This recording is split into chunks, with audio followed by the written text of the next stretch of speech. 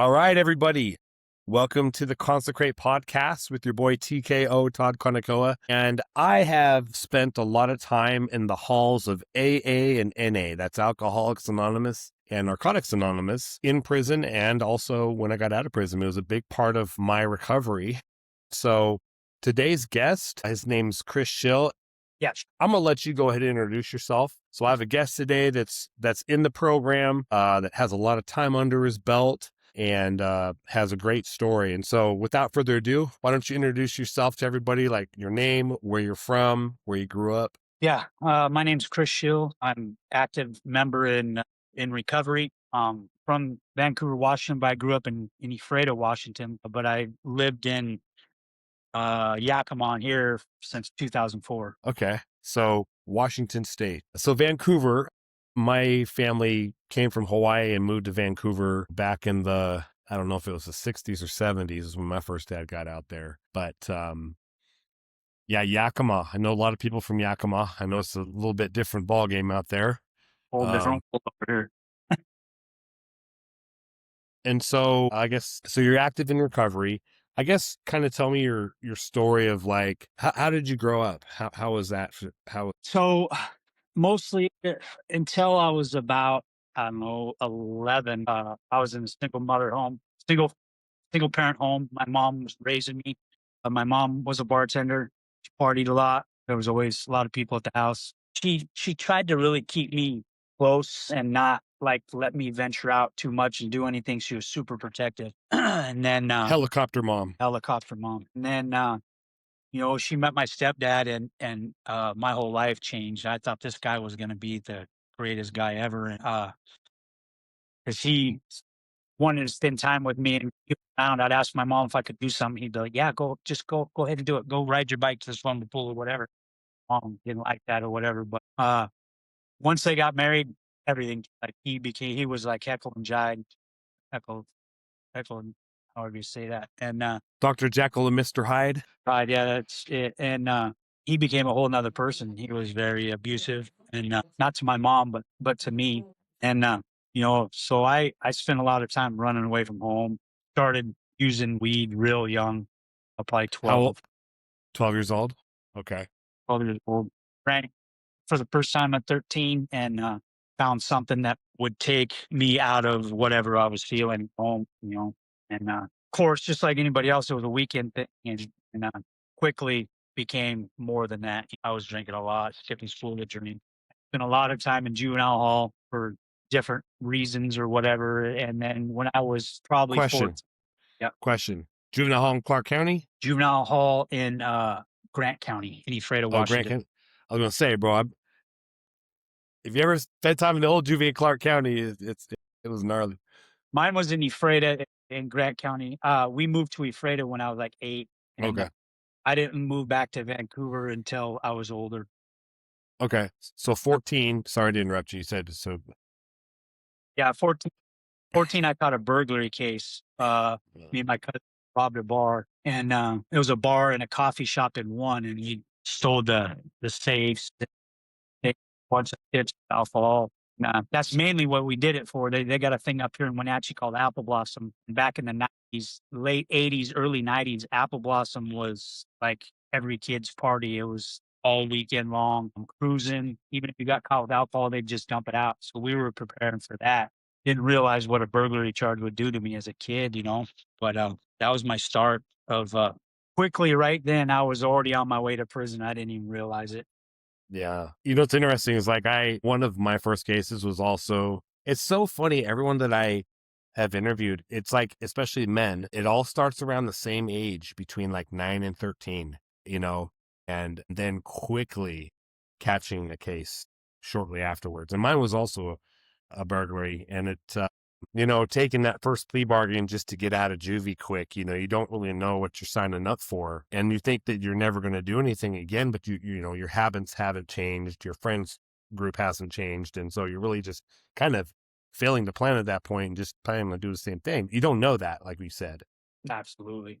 So so after that, you catch this case, and then what happens there? So at that time, I was living with my cousin because I think maybe right before that, I lived at a foster home for about 6 months because my mom and stepdad, they didn't know what to do with me. I hated being at home. I didn't like being there, so I would run away, or anytime I got a chance, I'd be gone. And, so I twice I lived in a foster home, and then, I was when I caught that case, I was living with my cousin, and it was me and my little cousin. I think he had a bigger brother. It was me and my little cousin that did it, and I ended up being in juvie, I think, for a probation violation, and the sheriff came and talked to me. He's like, "Hey, got a question." And he played a tape that my cousin was telling on me, told him everything we did, and I was like, "Well, I mean, I guess what can I say?" You know?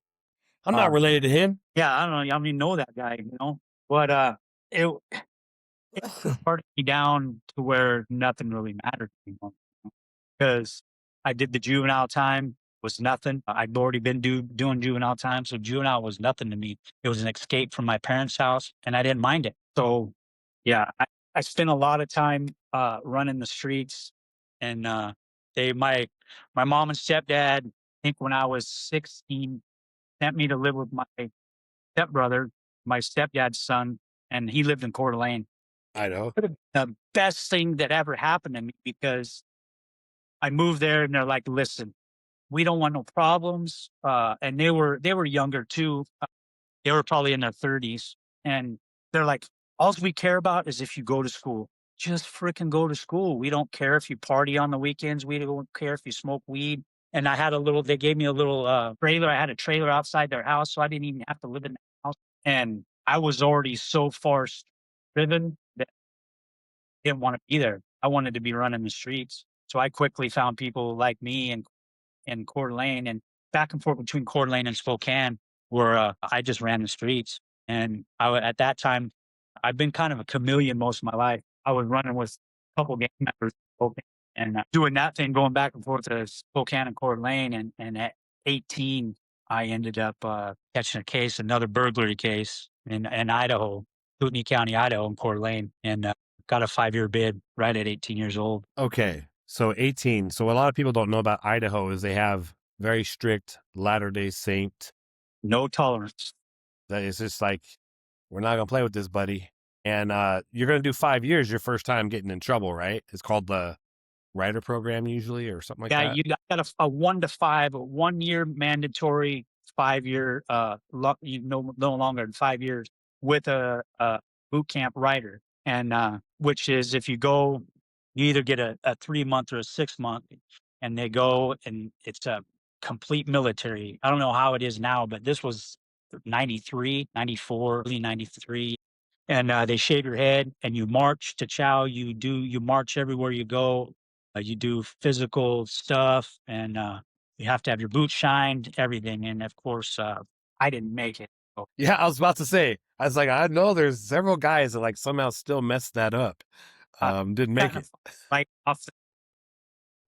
Uh, Oh, fight. As soon as they put me into my room, I got in a fight with the guy in there, uh, and didn't get in no trouble the rest of the time there. And because I got in that fight, they flopped me, which means they're sending you to prison. You don't get out on probation. so how was so when they flopped you, did you have to go do the full 5 years or how did that work? So when they flopped me, they sent us to Orfino. That was the closest penitentiary. They had 2 penitentiaries there now. Now they have way more than that, but they had Orfino and Boise. And the closest penitentiary to Cottonwood, Idaho was in Orfino.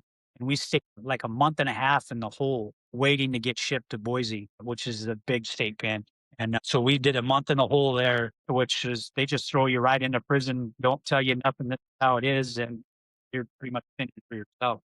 And a month and a half later, they send me to Idaho, and you go in front of a parole board, and they tell you, okay, well, come back in 3 months, or I had to finish my year, so I had 6 more months to do, and then go in front of a parole board. I think I didn't get out. I went to parole hearing every 3 months for they'd flop me for 3 months, and as soon as I hit prison there in Idaho, uh, of course, the white boys swoop you up. I am no longer the guy that was running with gangs. Now I'm running with the white boys.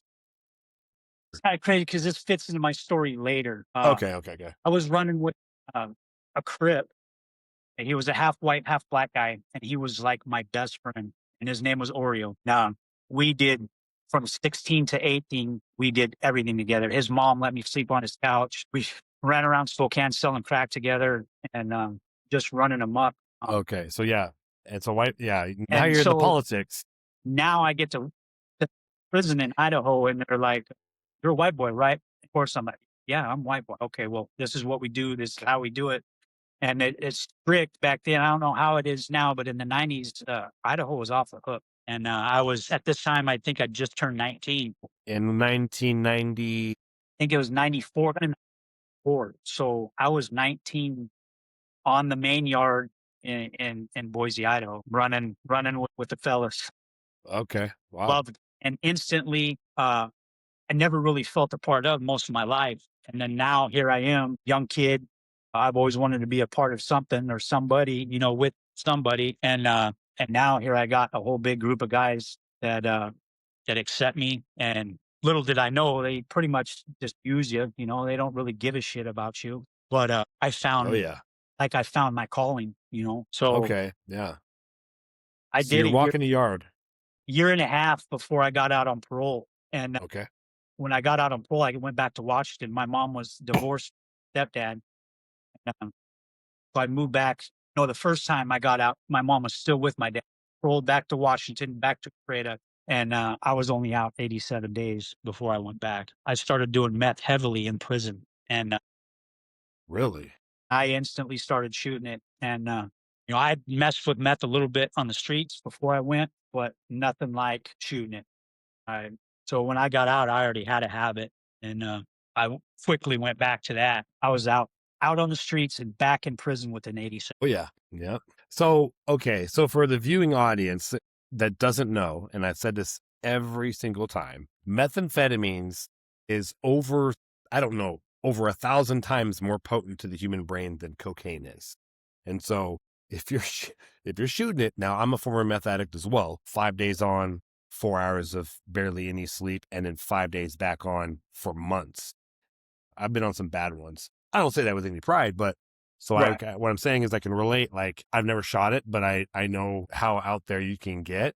And for some reason, people that use this drug, including myself, become super criminals, at least in their own mind, right? So it just goes hand in hand with being a criminal. And I can relate to that too. Like I said, it's not about me, but I couldn't, man, stay out on the street for more than like, I think the longest I ever made it on the street was like 5 months Yeah. over a 10-year period, right? And that's very, very normal for guys that are stuck in addiction, gangs, and just this mindset that we create when we're in there. So, what did you go back for the next time? Violation. I think Oh, violation. I checked in the first day, and then I was off and running.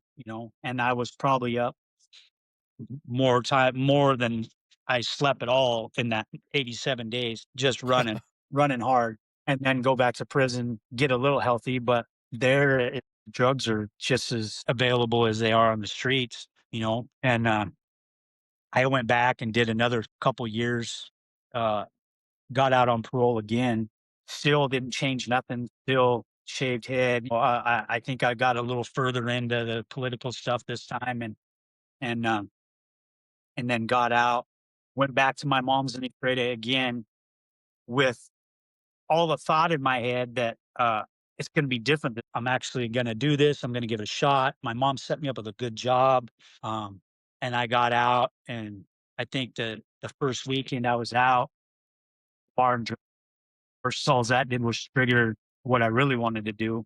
And so it wasn't long after that I think it was 96 or 97. And I ended up getting loaded again doing meth and running because I obviously had a warrant for probation or parole violation. And I ran back to Vancouver and Ooh, hiding out in Vancouver, which I that was place side. living down off Fourth Plain in Oh yeah, Vancouver, uh, back over by Fred Meyer's. It was my old neighborhood and living with my, yeah, over there by the old Fred Meyer. yep, the old Fred Meyer. Yep. So I have two kids that stay over by the Silver Dragon. So Oh, that Rosemere area, 18th Street, Four yeah. Plane, in the 90s. Oh, that Yeah. place was crazy. Yeah, it was super good. My cousin was, she was married to a big time dope dealer, and he sold meth and cocaine. I was plugged in right out the gate, and I ended up catching a possession case down there, and ended up doing like 30 days on it, and they didn't even realize that I had a parole warrant. I don't know how it didn't connect with Idaho. Ended up getting back out. Do not know how that happened. Things might have been different. Oh, probably not, but I ended up getting The co cracked again down there, and they shipped the me back to computers weren't connected as well as they are now or yeah. something. And then I finished. They tried to get let me out one more time. I had like I don't know how much 16 months, maybe 14 months or something left on my sentence, and they wanted to parole me again, and I told them, "No, I'm staying. I'm gonna finish my time. I wanna top it out, and I'm tired of coming back here," you know? So I stayed and finished my whole time. Of course, I paroled out of the hole because once I'm there, I'm like, "I'm getting out in 14 months. There's nothing you guys can do about it." I was partying. They sent me to work release with, like, 8 months left, and, like, a month into work release, I got cracked for a UA, and I was dirty for heroin, cocaine, meth, and weed. He Uh, was wilding out. yeah, it didn't matter to me, you know, because I was like, there's nothing they can do to me. 14 months is up, but they have to open the door and let me so they opened the door and let me out, and I had nothing. I don't have people in Idaho no more, you know? All my people are in Washington, and they let me out 7 days early, so I wasn't prepared for it, and, I called one of my buddies that rolled out recently before me, and, he came and picked me up, and I had $270 in my pocket, and, habit. So I ran around Boise for 2 weeks. I was up that whole 2 weeks, and I knew I was going back to prison because now knowing I was getting out and had nothing to lose, everybody's asking, "Hey, well, go take care of this. We go collect the money for me," giving you lists of stuff to do. And, we ran around Boise, Idaho for 2 weeks doing that. And in some you know, I've never been a freaking badass, you know, but you put on that exterior, well, that who I am, and, inside, I was like, I'm gonna get in trouble. It's gonna be bad." I called my mom and had her send me a bus ticket. She sent me a bus ticket, and I went back home, you know? Uh, of course, nothing changed. I just went back I'll to my home. It's interesting, especially with different groups. I mean, every group has politics from what I have learned in prison, but it's, especially the white boys and essays, they have a pretty far reach out there into the streets, into the prison system, and the militant mindset of getting things done their way. So a lot of Well, pressure and a lot of stress there. everything's ran from prison. All those gangs and everything are ran from prison. Yeah, yeah, and you gotta and it's interesting because all of I can relate because you're like, okay, I'm going to a different place, I'm going here, but nothing changes. The behavior doesn't change. Why? I think I know the answer, but why do you think that is? Now that you're Oh, older, me, it's always been like, ran my life. I didn't care about nothing else but get I stuck needles in my arm for over 20 years, you know, and everything there is to do it, from the just a straight junkie to cooking it, and every step of that, that has been that was always my life. I knew nothing else, you know, but, you know, so that always had a hold on me. Whatever that brought, it's what life I carried everything that I had in prison out on the streets with me, so that's how I trained myself to be too. So it was so the all ma so the mindset, that mindset followed you everywhere you went. So Yeah, I went back home, and it was 1999, and, I went home, and, you know, of course, I have big hopes and dreams, you know, that, I can change my life, and I didn't even really know what change my life meant. I just, maybe at this time I started getting, uh tired of going to prison, maybe, yeah, probably not fully, but it wasn't as fun as it was the first time. how old were you when around this time? So mid-20s or something, mid-20s, yeah. Okay, yeah. 99s, mid-20s, but I had a meth habit. I liked meth, and I liked meth more than working a job and doing anything else and being any kind of productive member of society. And of course, when I get loaded, I know people that can get loaded and still go to work. That's the first thing I quit when I get loaded. is my job because it gets in my Yeah. way. Yeah. Yeah. I'm I'm I'm a bottom of the barrel junky piece of crap, when I'm getting loaded, and nothing matters except what I want to do. And if you're with me, good. If you're not, oh well, you know. So it wasn't long before I got wrapped back up in here, and living on a compound out in Soap Lake. And when I say compound, it's not like white boy compound. It was like a meth cook compound. There was like 5 different cooks that stayed there, and there was abandoned trailers and couple garages, and that's where I ended up residing until I think it was, I don't know, I stayed out of prison for a few years. I think it early 2002 INET, which is the gang task force, not the gang task force, the drug task force in Grant County was looking for me.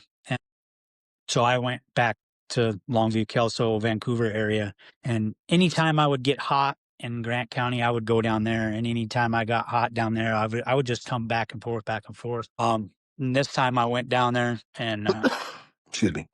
running because I knew if they were going to catch me, they were going to catch me with some bad stuff, and I didn't want nothing to do with that. I'm going to just leave, and that'll fix it, which didn't happen. I ended up going to prison in Longview, catching a case for a shooting, second degree assault, which was crazy because in Idaho, I did the burglary, which it really wasn't even a burglary. I broke into a car and stole a briefcase. And this is how old it was long ago, a bag phone when the bag phones first came out. And they gave me a burglary for that in Idaho with the 5-year sentence. Well, So you caught a 2002, shooting case. Sorry, go ahead. in 2002 in Longview, I ended up shooting at someone, and they caught me a couple weeks later. Uh, and I ended up I pled out for 2 years on a shooting case. I didn't hit him, but I shot What'd at you him. what'd you plead to? I pled to assault to, and I also had at that time because I was with my ex-wife. Now we had just gotten together. We're running some checks and stuff, so we had forgeries. We had a forgery they were looking for us for. And, they told me they would drop the forgery on both me and my girlfriend at the time if I pled guilty to the assault too, and they would give me 24 months. And I was like, All sign. right. I'll sign right now. Crazy thing is they didn't drop it on my girlfriend. They only dropped mine. My girlfriend ended up having, when she got clean, 2004 or whatever, she wanted to be a counselor, and she ended up having to go down and do some jail time to take care of that. Wow. And so they didn't stick to their side of the bargain. Anyway, I go to prison for 2 years, and they sent, because I fell out of Longview Kelso, they sent me to Stafford Creek, Okay. I've been and there. I was there for, I don't know, 4 months, 5 months, and some racial tension started with the Muslims and us, and well, with the Longview car, and I was in the Longview car, so I have to ride with the Longview car. And what initially happened is they jumped a white dude in another unit, and like 5-on-1. It was gonna be, we're gonna go to the yard and we're gonna handle this type of shit. What year was this? 2000, Okay. 2003. So this is like when they're opening Stafford Creek in the Yeah, beginning. Stafford Creek, it hadn't been open for very long. It was the only non-smoking institution, so everybody was sneaking tobacco Yep. there. Yep. They'd hit you up right when you got off the chain bus. Hey, you holding? You holding? Yep. Uh, Dude, my buddy Daniel Collins was there around that time and he got a bunch of his time back. I got there around 2005. And so I spent like 19 months in G unit. where I was So at we was made in the unit. oh yeah, yeah.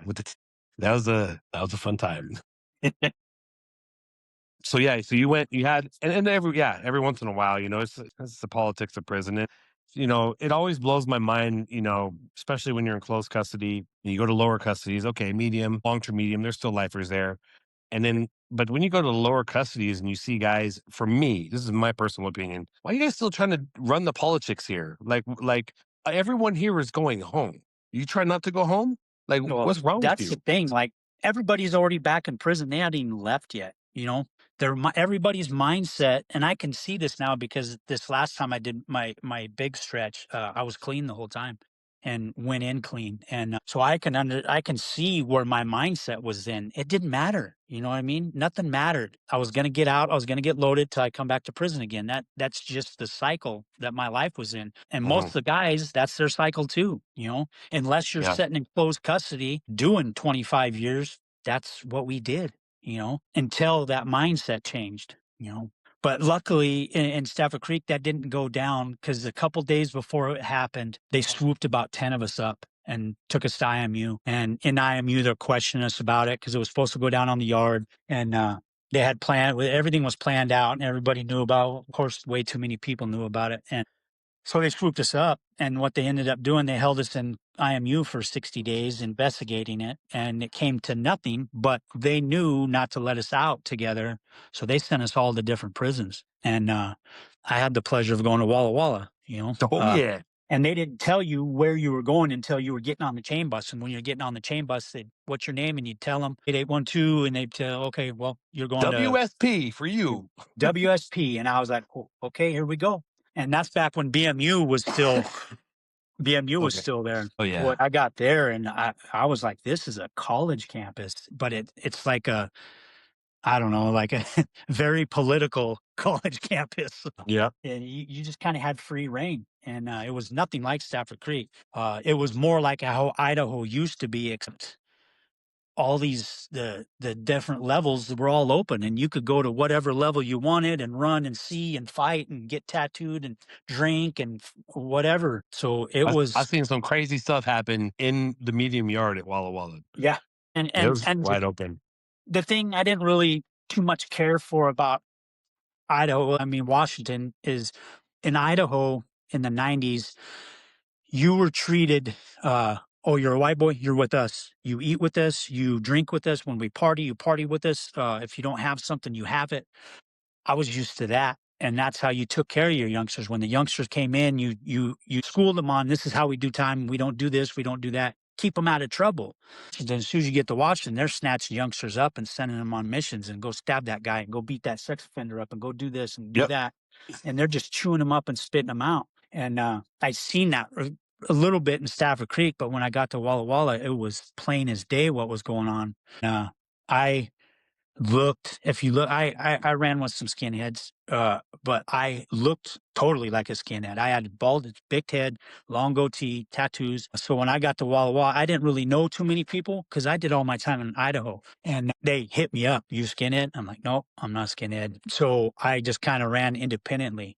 And I didn't like the way things moved there, and nobody really knew me, so they didn't really give me a chance, which kind of saved me, you know, because who knows, I might not even ever got out from there. And I was just doing a little 2 years. And I had one kid that I knew in there from Longview, Kelso, and we ran together. We worked out together. We did everything together. And then I got shipped out to camp. And that's when camp was still right there outside of maximum security and just right on the other side of the wall of maximum security in a little Mhm. building.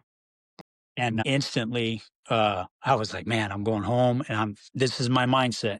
Now, this time, it's going to be different. I don't want this no more. This is no fun. This is no way I want to live my life. You know, and I even remember telling my mom, okay, this is the time.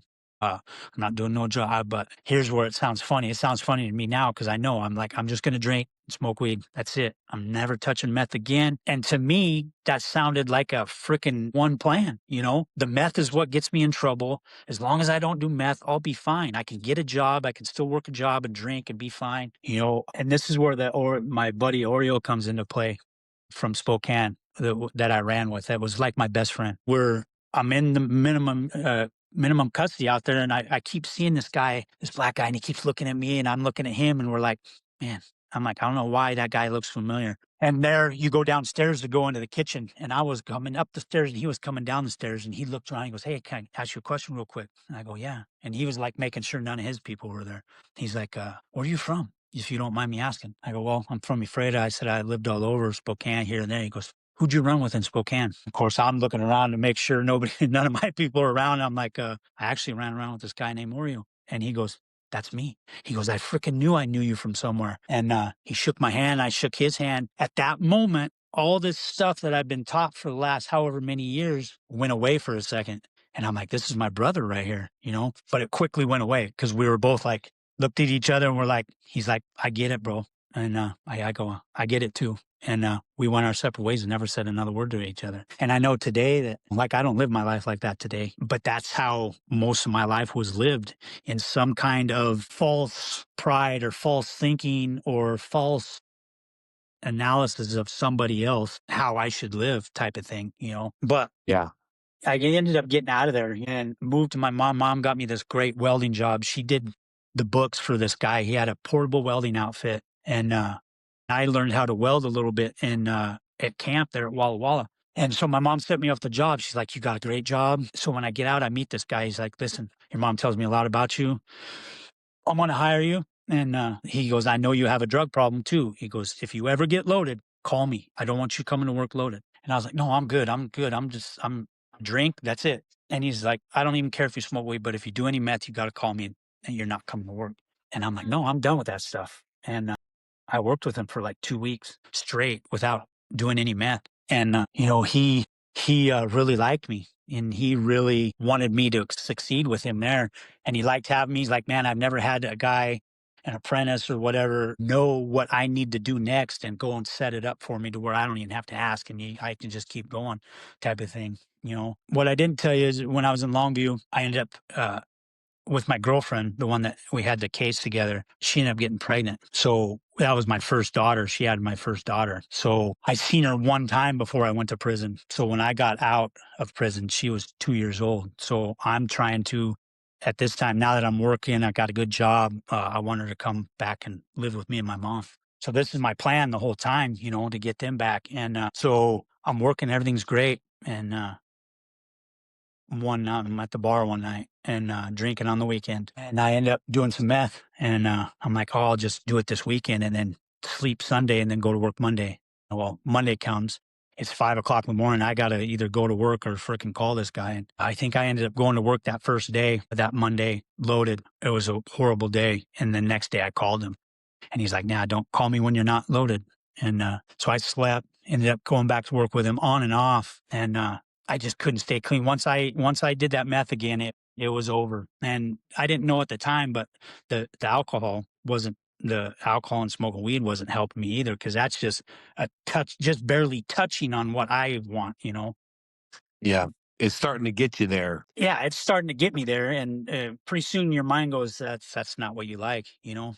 Uh, I have a funny he story. Like, I remember one time I tried to be clean and sober. And so I'm like, I'll just drink O'Doul's. I'll just drink non. And I did that for about a month. And I'm spending about the same amount of money I just spend anyway on alcohol. And I'm hanging out with people that drink, but I'm just drinking O'Doul's. I did that for like a month. And then finally I just was like, man, screw this. I'm just going to drink the real thing, man. I'm tired of this. And it's almost like no matter what you try, for some people who have extreme cases, like I'm not a functioning addict either. I'll disappear for 6 months and then I'll be calling you from jail, right? So some people, it's just best to not touch nothing. Yeah, And absolutely. That's the only way I can do it, you know? yeah, Anything else is mental. It's like shooting hot water. It's you're just mind screwing yourself thinking, you know, that it can be different, or if I only do this, it'll be fine. No, it's never fine like that, you know? Never. At least for me anyways. yeah, no, I get it. So you got this. It sounds like, and I've had a few guys that were like really cool like that too. They gave me a chance and kept giving me chances and let me come back and work for them. And those guys are saints. So you go and you're kind of doing this. And so what So this guy, he's like, "Listen," he sat me down. I was back at work with him for about a week, and he's like, "Look, this is my plan. I want to buy a new rig, put a brand new welder on it, do all this other things." And he goes, "I want to give you my old one, and I want you to do all the out of town stuff. Go to Wenatchee, Ellensburg, wherever the surrounding areas." And he goes, "That's my plan for you. Stick around. Stop freaking getting loaded. Stop being a and you can have it made. You can have this truck and you can work for me and we'll kill it." He goes, "I'll do all the in town stuff. You can do all the out of town stuff." And I was like, "Man, that's so." I remember going home, telling my mom and calling my girlfriend at the time, and be like, "Look, I got a great opportunity." Inside, I still had that demon, and I had done nothing to calm that demon or put that demon to sleep. I was just trying to push it down, and it didn't work. I was loaded again, and then and I just stayed loaded. And by the time my girlfriend, she was thinking she was coming back to someone who's been doing great this whole time. I didn't tell her I'd gotten loaded at all. And she was coming back to something that was different, and she walked right back into me being loaded. And so quickly she was loaded too, and Yeah. and my mom was watching our daughter as we're running off, and then she ended up getting pregnant with my son, and not to tell her story too much, but we used through most of my son's pregnancy, Yeah. Wow. and I was a big dirtbag with her. I would leave her at home and just run. And then I would tell everybody, hey, if you're giving my old lady any dope, you're in trouble. You're going to have to deal with me. But of course, they're still giving her drugs. And I remember one day we were at a dope house, and she's like, I'm leaving you. I can't do this no more. We had our daughter with us, dragging her through the dope houses with us and stuff.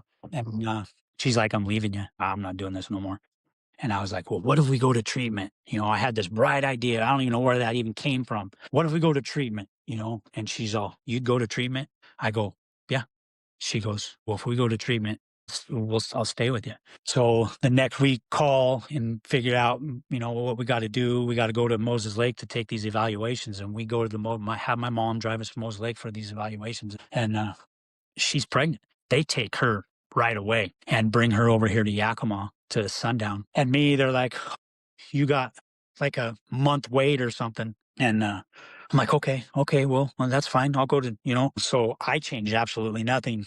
And she's in treatment, and she tells me, hey, I'm talking to her all the time on the phone or whatever. And she tells me, hey, we have this family thing coming up where you come and you stay the night and you go through family counseling with us for a day or whatever. So go to sleep and don't come all strung out. And I actually went to bed the night before, but not for very long. So when I came to the treatment, I was strung out, and I did it with her. We did the overnight thing and talked to the counselor, and left and went right back.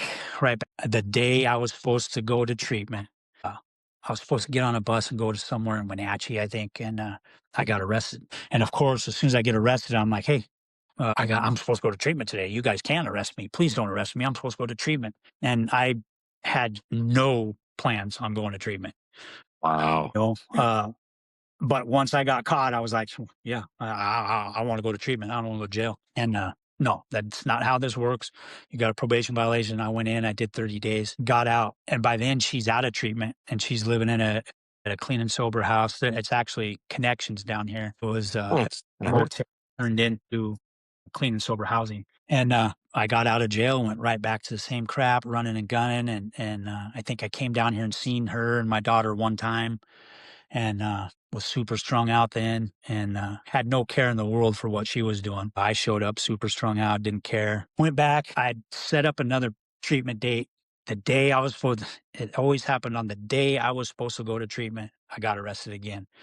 And my PO showed up that time because I think we were involved in a raid. They raided a meth cook's house, and my PO showed up, and I'm like, look, I'm supposed to go to treatment today. And he's like, don't lie to me. You weren't going, Oh no, I was really gonna go. I had to catch my bus at 8 or whatever. And yeah, no, 30 days. As soon as I go to jail, what this is kind of a sick part or whatever, where my addiction to I was very well known for when I showed up to county jail, I was holding. And for anybody that's never been to prison, it's called your prison safe. And I never got caught with dope after that, but I would always have it on me.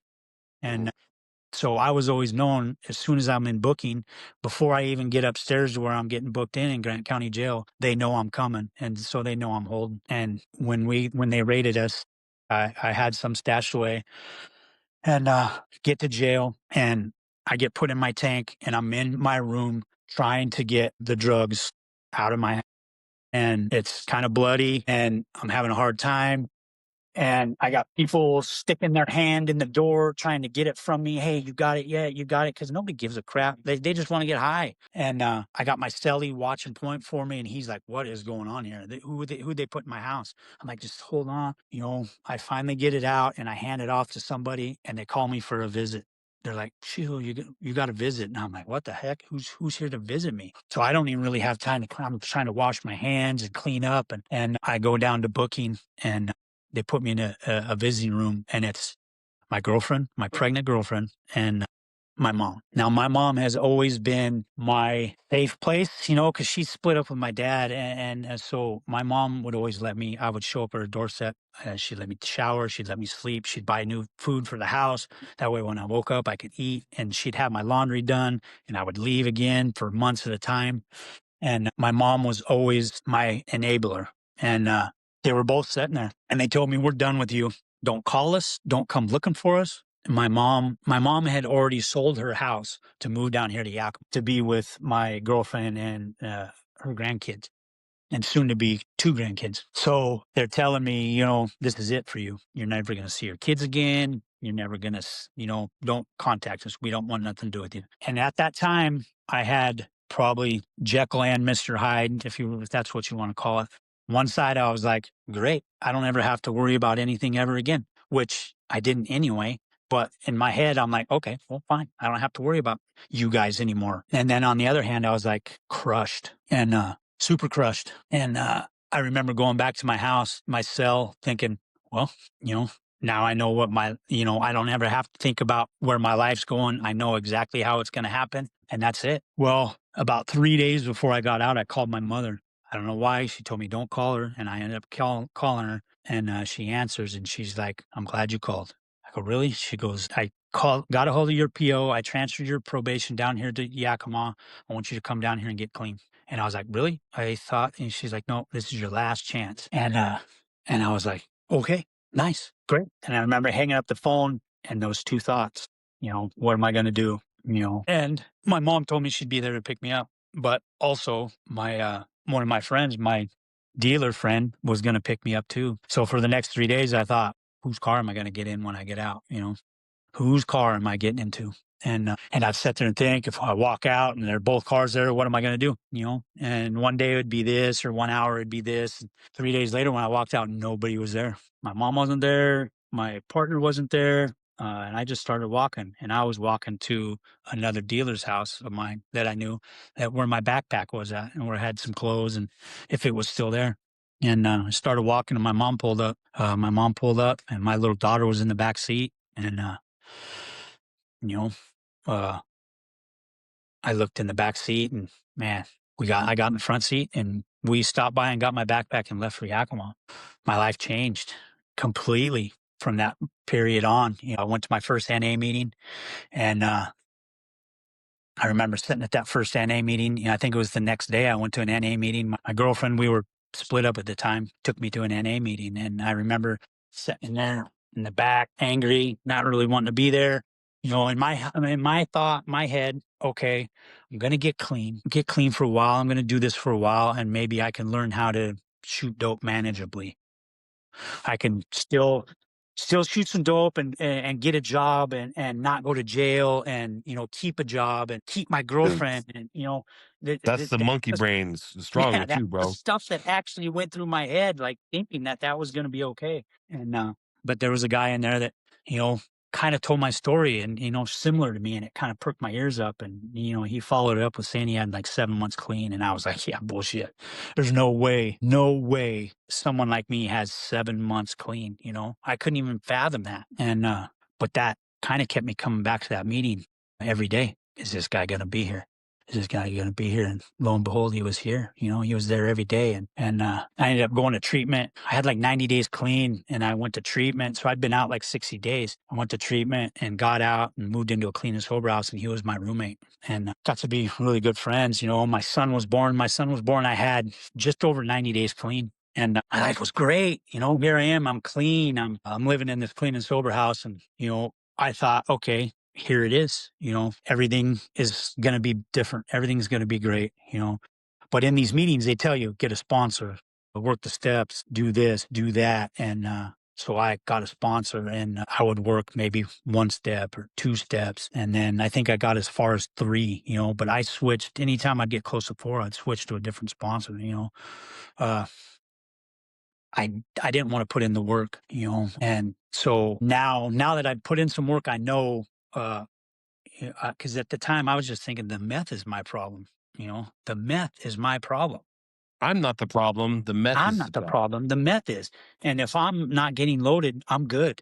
Well, I didn't realize, you know what I mean? I don't know how to act. I have all this prison mentality stuck in my head that this is how we live and this is how we got to live. And, we do certain things and we, don't look at me or don't look at my wife. You look at my girlfriend, we're going to fight. I had all these things in my head. I have to be this certain way. And, so everything was the same for me. I just wasn't shooting dope no more. And, we stayed clean. We ended up getting married and, Nice. We ended up having another daughter. So we have 3 kids together, and she's my ex now, but we have 3 kids together. And, I stayed clean for like 5.5 years, Is little that bit. the longest that you had been sober for? At that time, yes, absolutely. Yeah, that's a miracle, man. And the crazy thing, I remember getting 30, or the 90 days clean and whatever, and getting all these, coming up on 4 months and being like, man, I haven't been to jail in 4 months. I haven't had a warrant in 4 months. I always had a warrant. And if I didn't have a warrant, I acted like I had a warrant. Yeah. Things were changing. I was going in and giving clean UAs to my PO, things that had never happened to me in my life, having a pretty good job and going to them every day. But I would come home and I was a present father, but I was an angry one, I yelled a lot. And I always vowed I'm never going to put my hands on my kids when I have kids. I'm never going to be like my stepdad. But I yelled a lot. I know today I scared my kids a lot, by me and my wife at the time fighting and yelling. And I verbally was abusive and I didn't realize what that was doing to them too, in about 5.5 years, I was probably working on a good relapse for the last year and a half before I relapsed. My kids and wife were in Montana because that's where she's from for like a week, and I ended up getting loaded during that time she was gone. I remember calling her and telling her, and she's like, "Oh, you're lying, you're lying." I go, "No, I'm for real." And she's like, "Well, when we get home, I want you out of the house. I want you out of the house before we get home." And I used for like 3 days. And then the day they were going to get home, I packed up some stuff and left. And I was like, man, I don't really know where to go.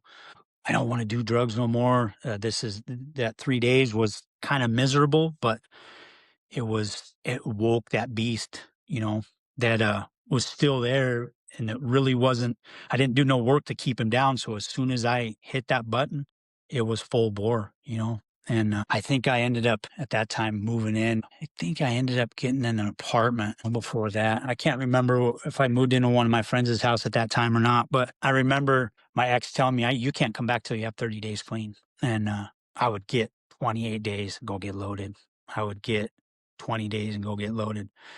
Yeah, I think I had an apartment at that time. It didn't work, and I ended up wanting the divorce, because at first she's like, we're going to get a divorce. And I ended up wanting a divorce. Well, I ended up living with one of my best friends and his wife. And at that time, I would be gone for a week or two and they know I ended up running away, getting loaded. And, one of those times I got arrested and I was in jail in Wapato.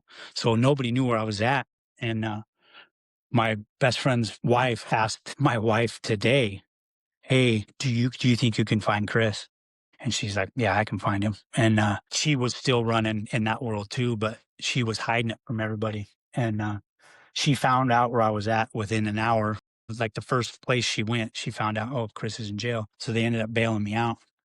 And, she ended up my best friend's wife asked her, "Hey, when you're not at work, can you hang out with Chris and just kind of make sure he don't go nowhere?" Pretty much my babysit him, just hang out with him, and we don't want him to run away no more. So that's how we became super close. We're married now. We've been married for over 15 years, and Praise God. it's all because of God, only because of God that we are still together after what happens later. We end up messing around. We're boyfriend, girlfriend, off on, off on. She's got another boyfriend at the time, and I'm messing around with this other girl at the time. When I wasn't with her, I'd be with her, and vice versa. Um, and I was getting loaded on and off. I couldn't stay clean. Okay, so you're still using a little bit. I'm still using and getting a divorce in the meantime, trying to get my kids on the weekends, every other weekend or whatever it is, and have really no plan. I knew if I wanted any kind of plan, I had to be clean, but I couldn't stay clean. Couldn't stand meetings. Couldn't. do whatever. And that went on for about a year, off and on, because I relapsed in 2009. In 2010, June 23rd, June 22nd of 2010 was the day my whole life changed. Very tragic. I had been fighting with my girlfriend, my wife now. We'd been fighting, and I'd actually ripped her off for some money for some drugs, and I owed her some money. And I was like, oh, I know a way to pay you back. I'll get you I'm going to go rob this guy, whatever, whoop de whoop. And I ended up, before this, kind of to fill that in, had no place to stay. I had a backpack. And I was walking around. I'd already burned all my bridges, and I was in this apartment complex where I used to live, and I know this chick that is in recovery. She's like my sister, as close as it gets is my sister. And she was visiting someone there. I seen her car. I knew it was her car. And I got in her car and just fell asleep. I fell out. And I kind of come to, she's getting in the car. She's like, what are you doing? I'm like, I just need somewhere. And she ended up taking me to my wife's house. And we were split up at the time. We weren't even boyfriend and girlfriend at the time. Like, hey, I need you to take him. I can't. I got to go to work. I know. And she's like, well, I work tomorrow too. I don't know what to do with him. And she brought me in the house. She's like, look, you can't stay here. You need to go somewhere. I ended up sleeping that night, the rest of the day away or whatever in her little. She had this little blue armchair. Passed out in that. And before she went to work, she's like, you got to go. Come on, let's go. Where do you want to go? I was like, take me to my cousin's house. I really had nowhere to go. And she took me to my cousin's house, and we sat out in front of his house, and she was crying. And she's like, listen, you have so much potential. You have so much potential. You can't even see it. She goes, I see it. I see all the potential in you, and you're just freaking throwing it away. And I didn't understand none of that at the time, but it had me crying too, because she was crying, and, and I remember getting out of the car crying, wiping my tears away, go in my cousin's garage, and he comes out. And the next day is when I committed this robbery. Me and a couple other guys robbed a drug dealer, and we went in his house and took his dope, took his guns, took his money. And little did we know, his dad had called the cops on us while we were there. So when we were coming out, the cops were already showing up, and we actually went out. It was out going towards Natchez, this side of Sela, and the cops were coming in one way and we were going out another way. And we made it all the way to Yakima, and ended up getting pulled over. And I ran. Me and one of my other buddies ran. I got away. My buddy got caught in a garage. I got away. Ended up going to this clean and sober apartment complex where my sister, the one that I slept in her car, lived. She lived right next door to one of her best friends, and those guys' doors were always unlocked. My sister's door was always unlocked. And I ran all the way to that apartment complex. And needless to say, I was up probably 10 days at this time. So my head was just, and there's sirens everywhere. And I actually ran up on some paisas trying to get a ride. They were doing a barbecue first thing in the morning. And I ran up in their yard trying, hey, give me a ride. And they're like, no, go get away. Cause you can just hear the sirens everywhere all over town. And so I ended up running to that apartment complex, and I ran like the door was going to be open and smacked right into the door. And I was like, what the heck? I tried it again, because her door was never locked. Well, she just happened to be fighting with her boyfriend at the time and had the door locked. So I went next door. Their door was locked. And I'm like, man, what am I going to do? Cops are swooping down the street. I ended up picking the lock to her friend's house, her friend's apartment, and going in there and locking the door thinking, okay, I'm safe. Well, I didn't know her boyfriend at the time was in the shower, and I'm running around this apartment complex. I'm stashing stuff, guns and whatever, getting rid of, taking stuff out of my pocket. And out walks this guy in a towel, and he's like, whoa, what the hell? And I was like, no, Just it's okay. It's okay. It's okay. walk into another case. Yeah, he was like, what the hell? Had this little towel wrapped around his waist. And I'm like, hey, can you help me? All I could think, because she had girls. She had 3 girls, and they were all teenagers, but they lived at the house. And I thought I misplaced the jar of dope. I ended up dropping it outside before I even came in there. But I'm thinking, I don't know where this jar of dope is, and I don't want her kids to find it. And I'm like, hey, help me find this. And he's like, yeah, okay. And as soon as he gets close to the front door, he skirts out and leaves the front door open. He just runs out in this towel and flip flops. My gosh. And as I see the door open, I see all the cops out there. They already knew I was there. I just kicked the door shut and contemplated my life real fast, and which wasn't very good, because my mind was like mush fog. I instantly started eating meth like Skittles, and I'm like, it's over. My life is over. I don't know how, but my ex-wife was calling. She called me. I ended up talking to my ex-wife, and she she's like telling me about the kids. I'm like, listen, the kids are better off without me, you know. And she's like, they know you're armed. If the cops come in, then they're going to kill you. And I'm like, good. At that point, I was so miserable, and I thought nothing would be better than for me to be dead because. I'll be better for the kids. It'd be better for her. Nobody would have to worry about me anymore. I actually thought that was the that was gonna be the scenario. Good, let him kill me. Started preparing myself for that. Yep, this is how it's gonna go down. Hanging up, and I think I talked to my mom. I can't even remember if I talked to my girlfriend because we were split up at the time. I can't even remember if I talked to her or not, but, I remember talking to my ex. I remember telling her, "Good, let him shoot me. Kids are better off without me." Wow. This is where God comes into my life. This is before I even really know God. I've searched, uh, in prison. Of course, I did the Odin thing and Satru, and I've tried church when I first got clean, and nothing really fit. But this is where God always had me, and I didn't realize it.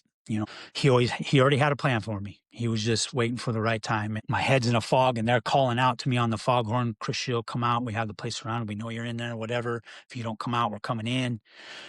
And my head was so gone. On top of being up for so long, it was just mush. And all of a sudden, crystal clear. Like my mind was so clear, like I'd never done drugs before in my life. All of a sudden, I could think, I could hear what was going on outside. But, instead of hearing everything at once, like I was almost calm. And for someone that does meth, like I do meth, you're never calm, and there's never that I can breathe moment. And God gave this to me. And I know it to be God today. I didn't know what it was at the time. Gave me this like 5 minutes. And in that 5 minutes, I was able to gather a couple thoughts, and one of the biggest ones was, if I ever want to be a father, I have to get clean. I didn't know what that was going to look like down the road, but I just knew I have to get clean if I ever want to be a father. I remember going over to the window, sliding the window open and telling the cops, I'm coming out. And they're like, okay, come out right now. I'm like, listen, give me 5 minutes. I'm giving my word right now. I'm coming out. I'm not going to give you no fuss. I'm coming out. And I just need to smoke a cigarette, calm down. And they're like, come out now. I'm like, give me 5 minutes. And I shut the window and I went back. And I remember sitting down, lighting a cigarette, and trying to call the lady's house that I was in. And I don't think I could get a hold of her. She was at work or whatever. And I remember writing a letter out. Hey, I'm sorry. I came in your house. The cops are going to tear this house apart.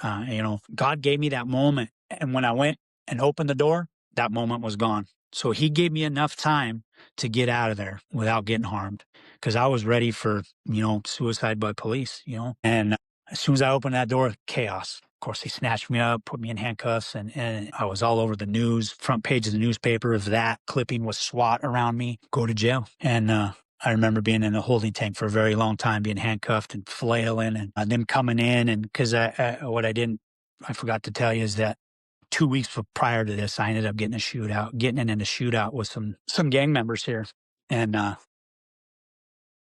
And it could have went really bad. Nobody was harmed, but it could have went really bad. So the cops were already looking for me when they caught me for this case. And so they arrest me. They arrest me on assault one, burg one, robbery one, and something else, something a little stupid. Lots of class A's. Lots of class A's and shitting up the fourth That's floor. gonna say that's gonna take some you gonna serve some time for that. Yeah, absolutely. Especially with my record, And they shipped me up to the fourth floor, gangland. And here in Yakima, the fourth floor is tougher than a lot of prisons are today. And I've heard. so I go up there and, I go to my court hearing, my first court hearing, and my wife today, it was my kind of girlfriend, on off girlfriend at the time. She was in the courtroom and she said, call me. So when I get back to the tank, I called her and she's like, why didn't you call me? I go, we were broke up. I didn't think you wanted anything to do with me, And she goes, listen, I love you, And I go, well, I love you too. And we started this thing back again. And I was like, of course, hey, I need to try and get bailed out. And at that time, my bail was, I don't know, 150,000 or something. She's like, yeah, I don't know. And I'm like, yeah, I'm not going to do drugs. I'm just going to drink. I'm just going to, and to her, she's still getting loaded at this time. But to her, she understands, no way. no, there's no way I'm going to bail you out and, or even try to bail you out when you are thinking like this, cause it's going to be the same thing over again.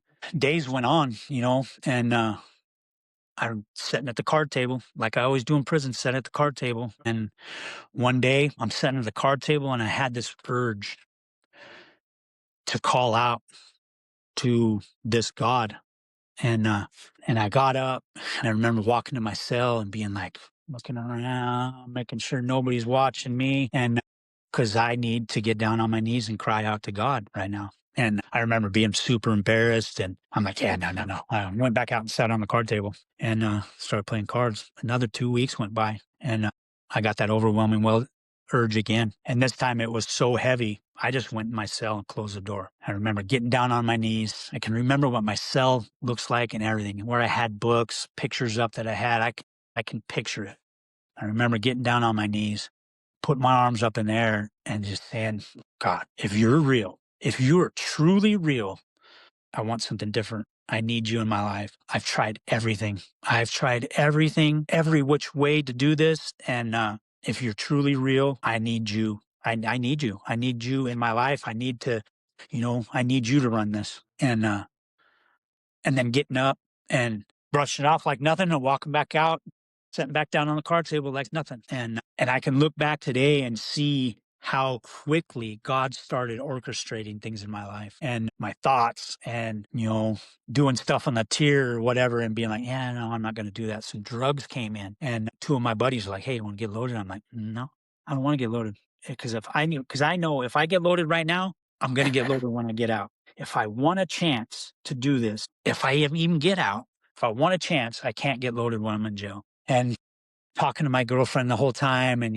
stop like, yeah, nope, I'm not going to drink. I want to get out. I want to go to treatment. I want to see my kids because I'm going to go to prison for a long time. And so if I do get out, this is the plan. And she talks about it today too in her story, how she heard the difference in my voice.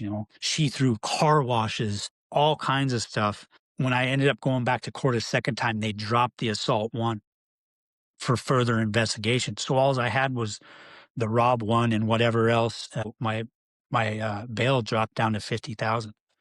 No, so Hey, five she grand, you're out of there. 5 grand and I'm out of there and then title or whatever, and she worked her ass off and did all these car washes and all kinds of stuff to get me out and help an addict Wow. out. She had flyers and all my friends in NA to help. And Crowdfunding. one of my buddy's moms put up the money that she didn't have and ended up bailing me out. Wow. And I got let out at like midnight, September 6th, 2010. My clean date today is June 23rd. So the day after I got arrested, I haven't used anything, any mind altering, mood altering substance since 2010, June Wow. 23rd. And Praise God.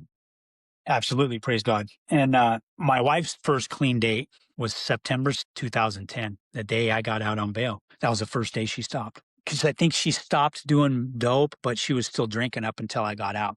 And then we got out and she talked to one of my buddies in the program to sleep on his couch and until I go to treatment. And he reluctantly did it. And so I slept on his couch for 2 weeks and ended up going to treatment. And the day I got out of treatment, my now wife got the keys to a house. She was trying to find a place for us to stay. Crazy enough, the house is right next door to where we live right now. And her mom Wow. lived in this house. We bought this house from her mom a couple years back. So her mom lives here and the house next door came open and we got the keys the day I got out of treatment. We got the keys.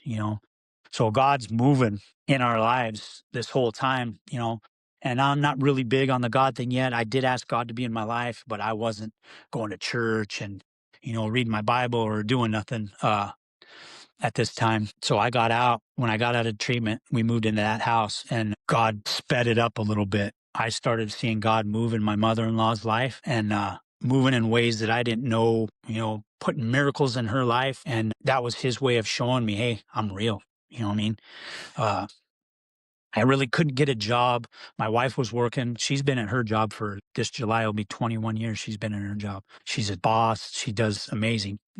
But so she had this job still at this time, and I was all over the news, all over the newspaper. I work in metal fabrication, and they wouldn't take me back. They're like, no, you're too high profile case. We can't take you back. And you're still on bail at the time too for Still on bail, and I'm on strict bail. I have to call every day. I can't leave the county.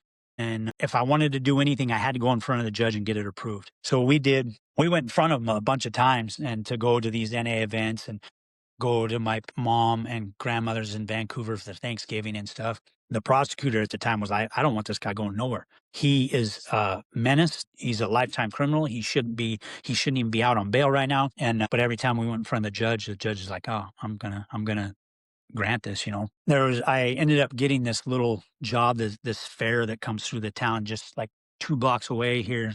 There's a big strip mall type thing now, but it was just a big parking lot then in 2010. And I get this little job and working the fair, working one of the kids' rides. I'm riding this, you know, okay. putting little kids on this little the cherry ride. I don't know if you've ever seen it, this little kids ride or whatever. It's Yeah. rainy, windy, miserable outside. I didn't want to be there. Um, and I remember sitting there and this lady walked up. I don't know if it was her granddaughter or her daughter and put her kid on the ride. And I just seen something in her. And so when I let the little kid off the ride and let her out the little gate, I was like, hey, you want to ride again? Because there really wasn't nobody there. And she's like, no, no, she's fine. So I was leaning on the gate watching them walk away. And as they're walking away, I seen the lady, she just stopped dead in her tracks. Dead in her tracks. Stopped, turned around and started walking back towards me. And I'm thinking, well, they want to ride this ride again, you know? And she came back up to me and she said, I know God wanted me to tell you that you're going to be a light in a dark place. And I was like, what the heck? And turned around and walked away. Today, I know that was God talking to me again. Like he used her to talk to me and say, hey, I'm going to use you. You know, I'm going to use you. And at that time, I was like, whoa, that was weird. You know, I remember going home and telling my girlfriend, you know, hey, this is what happened. She's like, wow, that's, you know, God's probably talking to you or whatever. I ended up proposing. I didn't know how long I was going to be out of jail. I didn't know how long I was going to be out on bail. I didn't know how long this case was going to take. I ended up proposing, and why she said yes to this day is still a wonder. She still don't even know why. But because at the time here, I was looking at probably getting struck out, you know, or at the time before, because they ended up bringing those charges back up on me. At the time, I was going to get their first offer was 18 years. So here she is saying yes to get married to somebody that's probably going away for a long time. She said yes. We ended up getting married January 29th, 2011. And we ended up getting married and trying to navigate this was all crazy. There was a bunch of stuff that happened. You know, neither one of us really knew how to be in a relationship, and it was rocky. And I was an still, but I was doing something different. I was working some steps, doing what my sponsor told me to do, going into treatment centers, talking to kids, and going into these places and letting people know, hey, there's a different life. And then when I would follow it up with like, I'm probably going to prison for a long time, people are like, what? What the heck? How are you even doing this? You know? And why are you doing this? Even some people that have been clean for a long time didn't realize, you know, why are you doing this? Why just go have fun because you're never going to have it again. And I remember sitting in meetings and being, you know, listening to people boo-hoo about whatever, and I'd be like, I'll trade you right now. But we ended up about I was out like I don't know, little over not even a year yet on this fight my case, and they hit me with the assault one again. But this time my attorney calls me and tells me you need to go down to the sheriff's office right now. They got a warrant for your arrest. And I was like, what do you mean they got a warrant for my arrest? He goes, they got a warrant for your arrest for assault, 3 assault ones. So it went from 1 assault one to 3 assault ones, and my they want your gosh, DNA. dude. So instantly we're both in like shit. And I go, so am they going to arrest me? They said, no, they're going to let you stay out on your current bail right now unless anything changes. So I end up going down there and I had 3 chances. I walk in, they're like, hey, we need your DNA. They bring out this packet that has somebody else's name on it and they're going to swab me. And I remember looking at the thing going, here's my chance. I can just let them swab whoever that is. And I'm going to be in the clear because they're running that on something else, you know? And I was like, hey, that's not me. They're like, what? I go, that's not my name. She's like, oh, my bad, my bad. Walks back and gets another folder and comes back and it wasn't my folder either. And I was like, man, they're messing with me. They're messing with me. I'm like, that ain't my name either. She finally brings back the right one, and I swab, and they're like, "Here's your warrant. We have the weapon that you used." Pretty much telling me you're cooked. And I remember getting out there, calling my wife and being like, "Hey, they took my DNA." She already knew they were getting my DNA. I said, but they said they have the weapon. They pretty much have everything they need. And being like, because now this is going to be a third strike case. I'm probably never going to get out of prison. So we navigate the rest of. I was out on bail for 21 months fighting this case. My attorney asked for a global resolution. I want a global resolution for this. This is what we're fighting for. And they had my DNA for 8 months. So for 8 months, we didn't know what was happening. 8 months goes by. My attorney calls me. He says, "Hey, they got the results back. They're inconclusive." And I go, "What's that mean?" He goes, "There was way too many fingerprints on that weapon. They couldn't pin down that yours were on there." I said, "Okay, well, what's going to happen then?" He goes, "Well, they're gonna charge you with felony possession of a firearm, but drop it when you plead out to this case." And I was like, "Okay, cool." So the whole time I'm out, I'm trying to be a husband, don't know how to do that really. My wife's trying to be a wife, and we're trying to navigate through life and stay clean. And I'm doing all this stuff, service and everything. But the whole time in my head, I'm like, I'm going to prison. I'm going back to prison. I've never been to prison clean. I've never been to prison not wanting to have prison mentality. I'm a new man, God's already working in my life. I can feel it changing my heart, uh, hate and God don't go together. And, yeah, I know how to do prison time, but I don't know how to do prison time like this. What's that going to look like? I spent a lot of time talking to my sponsor about it and trying to figure out stuff, but really nobody I talk to has ever been in that situation. So they don't really know. Uh, so a lot of the times I just sit here on the couch thinking, I try to explain to my wife the issue with first day in finding a seat in the chow hall, how important that is, and how I don't care who you are, how stressful that can be at times. And here I am with a different mindset. Now I got to go in prison and be somebody different and be me, not the person that I've always portrayed myself to be. And what's that going to look like? The day I was turning myself, they called me like a month before my sentencing and told me, "Hey, they're going to give you 144 months." That's like 10 years, isn't it? Yeah, it's 12.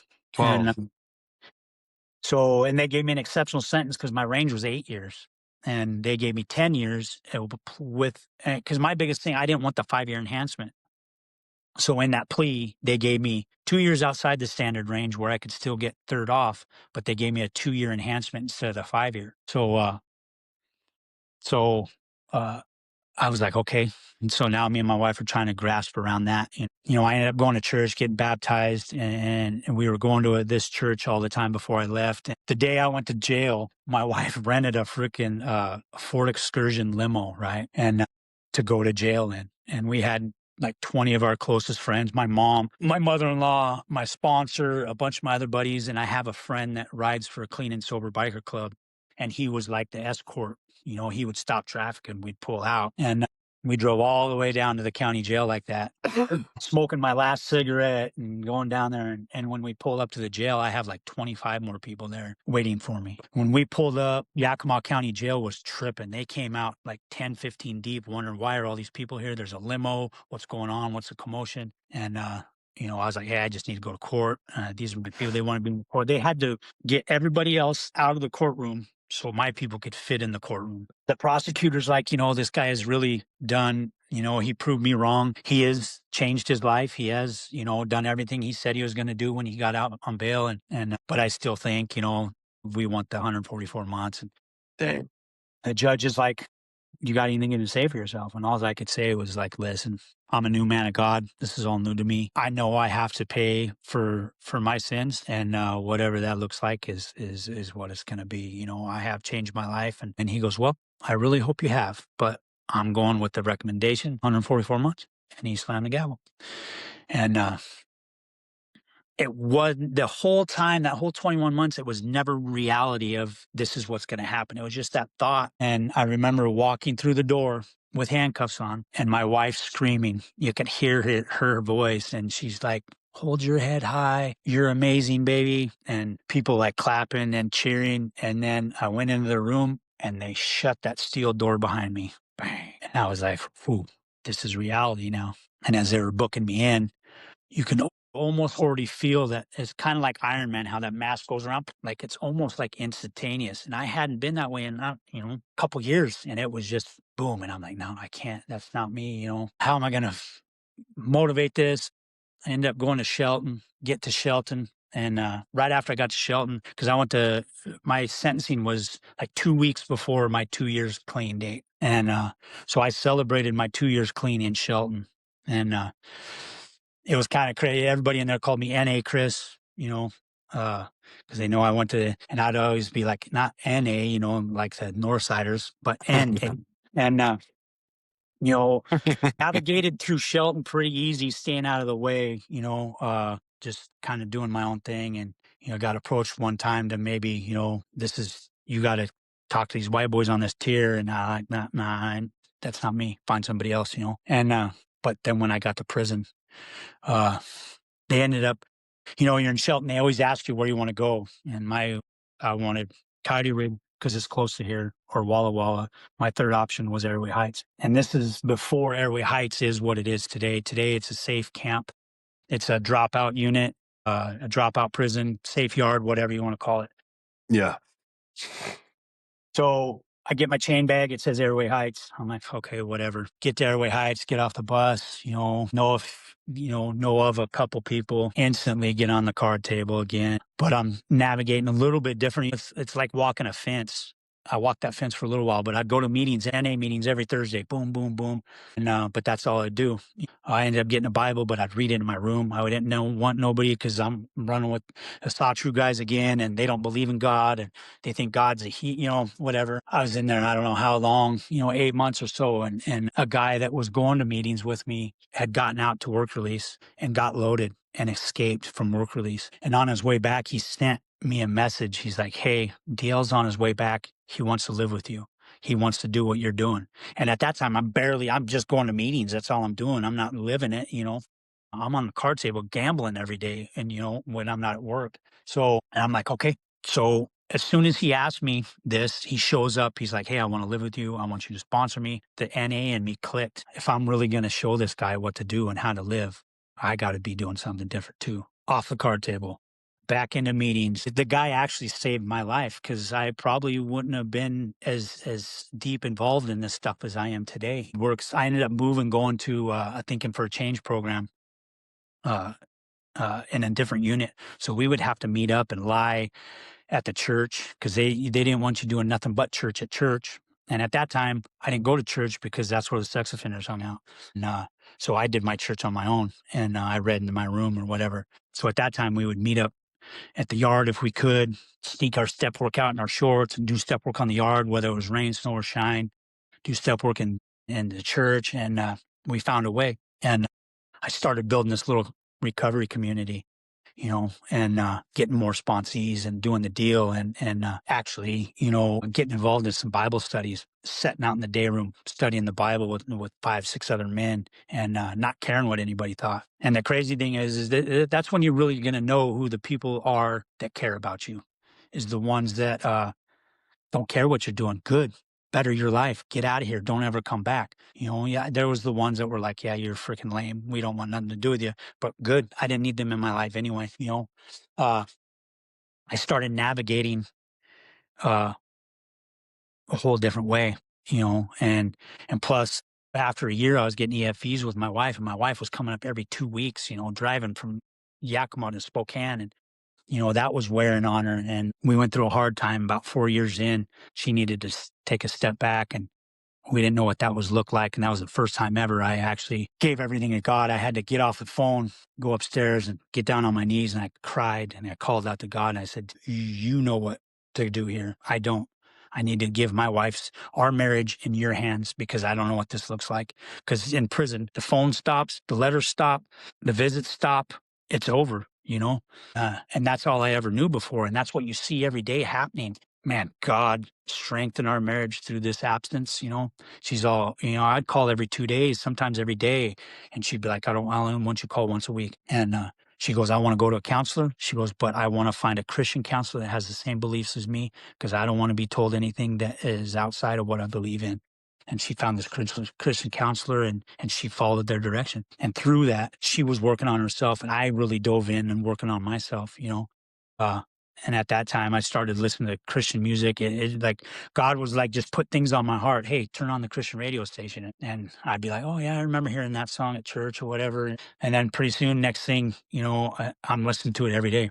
And then I'm looking for Christian rap music and Christian metal music on the JPay that you can get. And I'm buying all this music, and this is all I'm listening to is God, you know, and working my steps, working the program with people in there, made a life for myself inside there that, because it's not, it's not bright in there. And I was being a light in a dark place like that lady told me I was going to be, and Yeah.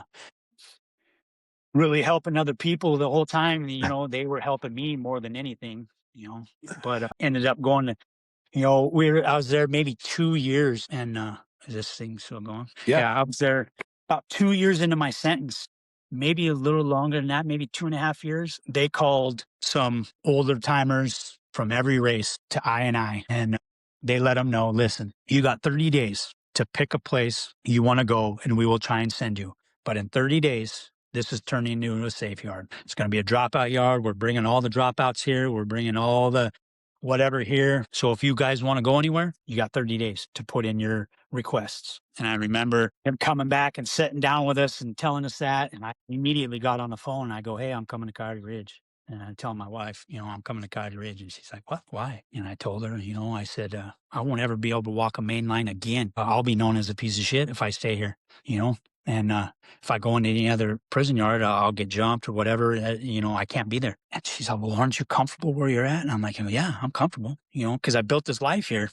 Cops didn't mess with me. I did my own thing. I could move anybody in my house that I wanted. I had good recovery there, good Bible believing men. And she goes, why don't you think about that? Why don't you pray about it? I go, well, you don't like driving all this way. She goes, I don't care where I drive. She goes, that's not the point. I want you to be okay.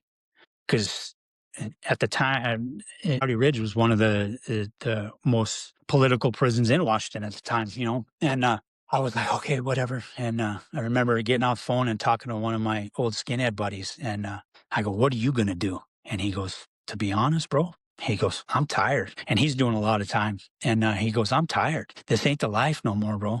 He goes, I'm staying. And I was like, you're staying? He goes, yeah. And it was like it almost made like I didn't need his validation, but I know today it helped me make my decision. Cause I was like, well, if he can stay, I can stay. And he told me, he said, listen, are you coming back to prison? I go, no, I'm not. He goes, then why the are you worried about it? Who cares what any of these freaking people think? No, it doesn't matter. Are you going to see any of these guys again? I go, no. He goes, then who cares, bro? And I was like, you know what? I'm going to stay. I remember getting on my phone and talking to my wife about it. She was happy. Today, that was still one of the biggest humbling experiences in my life. Even today, when I talk about it, sometimes I think, oh, what are these people going to think? I was on a freaking PC yard pretty much, but the humility that I got out of that did my heart so good. I ended up doing the rest of my time, and right before I got out, I did 8.5 years. And right before I went to work release, I wasn't going to go to work release. They wanted to put me out on this GRE program, and but not send me to work release, just send me right to my home. But before this happened in 2019, Thanksgiving in 2019, my wife found out she had cancer. And it was a very aggressive cancer. It was fallopian tube cancer. She'd been having these pains in her stomach, and she went in and she had some cysts or something going on. But while they were in there doing that surgery, they found the cancer. But they found it stage 1. God had his hands all over that too. Wow. Now I'm in prison. A little while before I'm even going to get out, my wife has cancer. My wife thinks it's a blessing that I wasn't here because she could ride through it the way she needed to ride through it, and I didn't mess anything up, try to fix like I always do or whatever. But it had to have been hard. I can't even imagine what it was like on her, but on me, every day I'm like, man, am I going to lose my wife? What's going to happen? Is this whoop de whoop? And I was at camp, and they told me, oh, you're not getting this GRE program. You're going to have to wait. So I still had another year or something before I was even going to get out. And I just remember praying, I'm sure my wife was praying and everything. And I had a really good counselor at the time. And I remember telling her about it, and she was like, she watched me after I told her she had cancer. She watched me navigate for the next, I think it was at that time I had 2 years before I was supposed to get out. And she watched me navigate through the next year with my head held high and not getting in the way, not getting in trouble, still going to work, still doing my thing, still helping people, still going to meetings, still going to church. And I remember calling me in their office, and she goes, I got a couple things I want to tell you. She said, one of them is I'm not no longer going to be your counselor. I'm getting a different job. And I was like, oh man, that's, because a good counselor is everything in there. And I Yeah. remember thinking, man, and she goes, but this is what I want to tell you. They asked me if there's anything they want me to do or they can do for me before I move on to my next job. And I told them, get you to work release. And I was like, what? You said that for me? She's all, listen, I've watched the way you move. I watched the way you rely on God and stay out of the way. And I hear you in the hallways because their office is right in the hall. I hear you in the hallways talking with guys and doing what you're doing, talking on the phone to your wife. She goes, you have been a man of honor. And she goes, that don't happen in here. She said, you have a bed date for work release for the GRE program. You have the bed date for January 20th, 2020. Wow. And it was right before Christmas. So I was like, holy smokes, are you freaking kidding me? She goes, no, they did that favor for me. She goes, that's all I wanted to do before I left is make sure you got out of here to go be with your wife. Right before that, she had another scare with the cancer thing. So they thought you might have something else. And so she's like, you need to be home. And I got to go to work release on this GRE program. And, at first they're going to try and shove me right in the home. And my wife was like, no, no, you're not going to just send him home. We need some kind of middle of the road thing here, ease into this. You can't just he's been gone for 8.5 years. He's been living his life. I've been living my life. You can't just throw us in together. And so I ended up getting to go to work release, and I was at work release for 6 months. But that was right when COVID happened. I got the work release and got to go out on a couple passes. You get the 10-hour pass on the weekend or whatever. You get so many hours a week. And I only got to go out a couple times, and then boom, shut down, lockdown. Everybody's locked down, can't go nowhere. I did have a job where I could go. I was doing construction painting, and where they ended up having it was essential so I could go paint. So, I ended up getting out June 18th, 2020. I've been out ever since, and been clean ever since. This June, I'll celebrate 16 years clean. Oh, My wife in August will celebrate, I think it's 11 or 12 years clean, 11, 12. that's And so awesome. we have grandkids, and, I had a picture in prison what it'd be like, my kids, they were little. My oldest was 11 when I left. My youngest was 3. They're, my youngest is 13 now. And, I had a picture of what it was going to look like and had all these expectations. So when I walked out, this is what it's going to be like. It wasn't like that.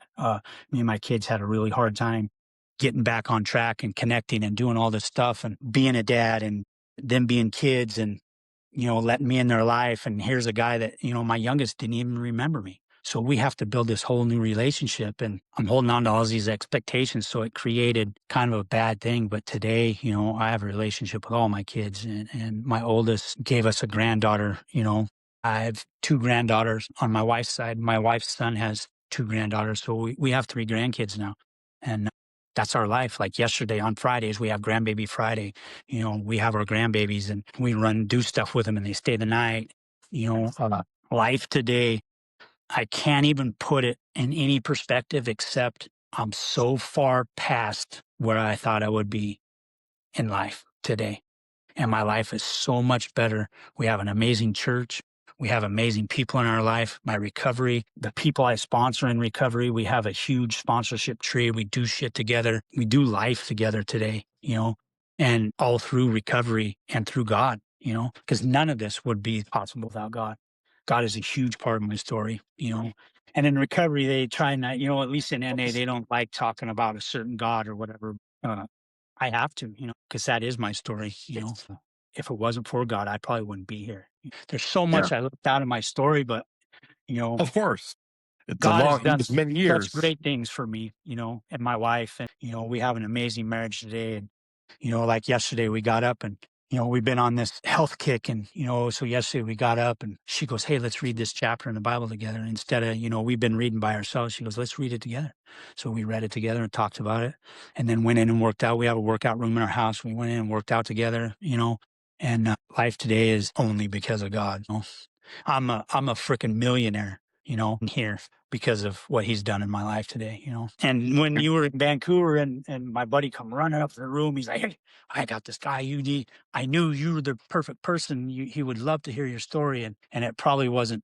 I probably messed a bunch of stuff up, but the main thing I can say is it's only possible through God. Yeah. I really appreciate you sharing all your story. And honestly, your timeline, you went through your entire timeline without me having to guide it. So that's pretty special. And several, I kind of got, my guidelines for when I'm hearing someone speak or my guideline for hearing truth is when I feel the spirit of God. And I have felt that several times during your conversation. So I do sincerely appreciate you jumping on here and being vulnerable and telling your story. There's a lot of parallels. I think there's a lot of commonalities with guys that have done time, have been addicted to drugs and alcohol, been in gangs, and you're just hitting so many of them. I could sit here and we could ping pong back and forth stories, but, I guess what I would want to ask to kind of close this up, or maybe some rapid fire questions, if that'd be okay. Really. Um, if you could talk to, because I was a young man and you were a young man at one point, and we may not even have listened to what anyone had to say in one ear out the other, but for that one kid that is ready to listen, what is something that you would tell, like, little 16-year-old kid that for some reason is ready to hear what you have to say? For me, my biggest thing, because I haven't done it lately, but we take NA meetings into the juvenile hall here, and I enjoy that the best. I love talking with at-risk kids. I think that's where I can still reach. I have a certain look to me. I don't look too old, so I'm still young enough. I look young enough to where they might think, okay, you know, the first thing I do is I try to get down on their level and tell them, listen, I'm sitting in that same seat where you're at right now, thinking I had life figured out. The drugs, the gangs, the people that are telling you, this is how you should live your life. And this is, if you're already gang related, you already know that that's supposed to be your life and that's the only way of life. And I'm here to tell you it's not the only way of life. And that only life, that life there is only going to leave you one way, just like they say in NA, jails, institutions, and death. That's all that's left for us if we're living that way. Nobody has to go down that. I've spent all my life, whether it be in the gangs on the streets or gangs in prison, living for somebody else and doing what somebody else told me that I had to do. And in all reality, the people that really cared about me, that really wanted, that really had my best thoughts in their mind, and the people I should have been listening to were at home worried about where I was at. They were at home wondering where Chris was and is he okay? Is he dead? Am I going to get that phone call? The people don't care about you no matter what. If you're running with gangs or if you're in the dope scene, you may have one or two people that really the other ones don't. And it's hard to find even those two. Nobody cares about you out there. The people that care about you are sitting at home wondering where you're at. You know, uh, and once I figured that out, that was the best thing that could ever happen to me. But I had to witness it for myself. I had to see the chaos of how they chew people up and spit them out and not care about them and then call you brother at the same breath, you know, put you in a situation where you can die or do life in prison and not care and be like, "Oh, we love you, brother," and then never hear from you when you go to jail or you go to the hole or you go anywhere. And they do that so much with these kids, and these kids don't have a chance today. And they need Yeah. more people like us to be like, "Hey, come hang out with us, come do what we do." There's a lot of young kids in recovery today here in Yakima, and it's freaking awesome. But Yeah, that there's is awesome. so many that are lost in the streets. So many. Oh yeah, I know a few of them. When it's all said and done, like, what type of a legacy do you want to leave in this world? So the good father thing, the good husband, the good, the grandparent, all that's great. But I want my people, when I'm gone, to know that no matter what life threw at me, no matter how far I seemed down, I still made a way. And I didn't make a way. God made a way. And I latched onto that, let God work into my life. and we overcame that. Of course, me and my wife and my kids, we all walked through this together, but God literally put his hand down and I had to grab it. And by doing that, I got to make it through everything. And in turn, was a good father, was a good husband, was a good grand. I just want to be known for being a good person, because I was spent so much of my life not being a good person. Yeah, that's awesome. Yeah, I can relate to that. That's part of the reason that I started doing this is I want to continue to put more positive impact into the world where I can. And it's a shame to waste your life scrolling the internet and to not be a creator more so than a consumer. That's where I'm coming from. So Right. why not just create as much of a positive message to people in hopes that it'll influence somebody in the right way. Some people might not care about the information, but for that one, if there's only one person that Worth it. hears a message, it's worth it It's for worth me it. to spend the hours of the editing and talking and all that stuff, not only to hear other stories of people that, you know, have incredible stories like yours that have overcome so much adversity. It empowers me and it helps me in my journey as well. And so, I super appreciate you coming on here again. And for anybody of the viewers, if they were trying to check you out, or do you have some links, or where can they find you at? What's your movement called? Your group? So I don't really have a group. I mean, I have all my sponsees and stuff we do together, but anybody can reach me on Instagram. It's Chris74 Schill. I think that's it. Okay. Or Facebook, whatever, Chris Schill, Yakima, Washington. And I'll even give you my phone number. And if people want to reach out, I have no problem helping people today in any way. Yeah, I can tell that about you. And, I can tell that you're a good man. And that's who I want to surround myself with.